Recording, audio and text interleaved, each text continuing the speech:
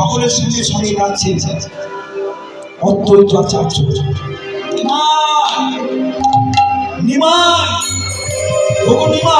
শুনলাম তুমি নাকি নবদ্বীপ ছেড়ে চলে যাচ্ছ।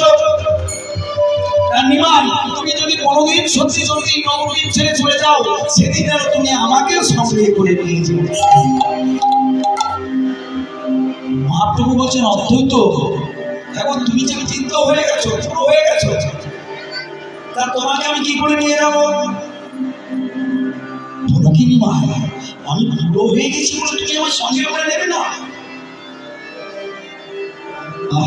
অনেকে বলে না সেই দিনের কথা, যেদিন গঙ্গার এক গলা জলে দাঁড়িয়ে এক হাতে শুদ্ধ তুলসী পত্র, অন্য হাতে গঙ্গার পানি নিয়ে এসো মদন গোপাল, এই ধরায় নেমে এসো, হে রাধা মাধব এই কলিগ্রামকে উদ্ধার করে দিয়ে যাও, হে রাধা মাধব তুমি এই কলিহত জীবকে উদ্ধার করে দিয়ে যাও,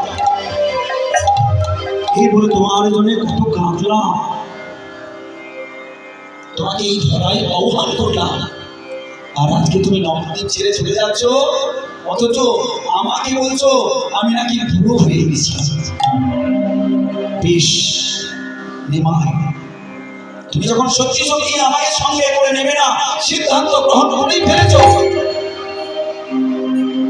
আমিও আর তোমার সঙ্গে যেতে চাই না।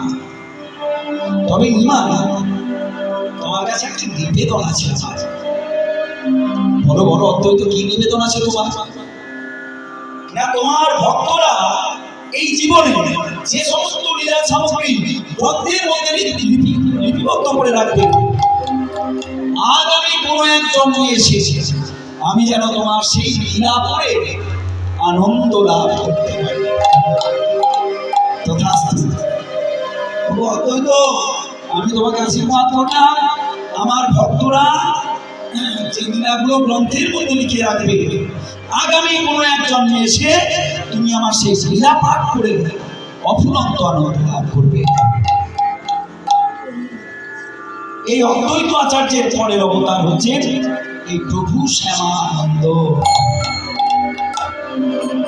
আসলে কি তিনি কেমন করে ভক্তি জগতে প্রতিষ্ঠা লাভ করছেন?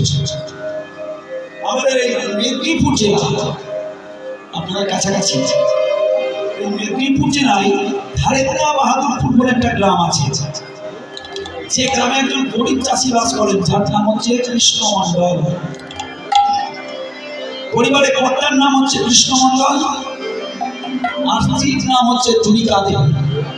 সংসারে বড় অভাব, বড় কষ্ট, তাই তুলিকা দেবী স্বামীকে বলছে, ও স্বামী, সংসারে এত জ্বালা, এত যন্ত্রণা, এত অভাব, এক বেলা খেতে পাই, আরেক বেলা উপসে থাকতে হয়, এত জ্বালা যন্ত্রণা আমি আর সহ্য করতে পারছি না, তুমি কিছু একটা বিহিত করে দাও। কৃষ্ণমন্ডল বলছে, হ্যাঁ তুলিকা, আমি যে জন্ম থেকে এমন হা দরিদ্র, তোমার সংসারের জন্য কি বিহিত করবো বলতে পারো না? ও স্বামী, শুনেছি চলে যে জগন্নাথ দেবের মন্দির আছে পুরীতে, পুরীধামে যে জগন্নাথ দেবের মন্দির আছে, সেই জগন্নাথ দেব নাকি বড় দয়ালু। একবার যাও না, একবার ওই চলে জগন্নাথ দেবের মন্দিরে গিয়ে আমাদের সংসারের জন্য কিছু সোনা দানা মণিমুক্তা চেয়ে নিয়ে এসো।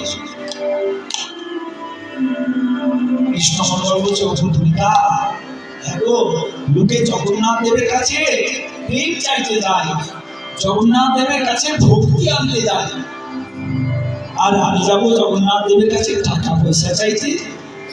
না না তুলিকা, আমি পারবো না গো, ঠাকুরের কাছ থেকে টাকা পয়সা আমি চাইতে পারবো না।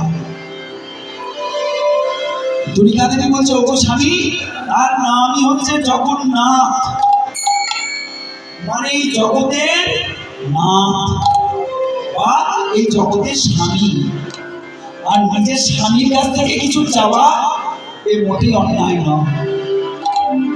বেশ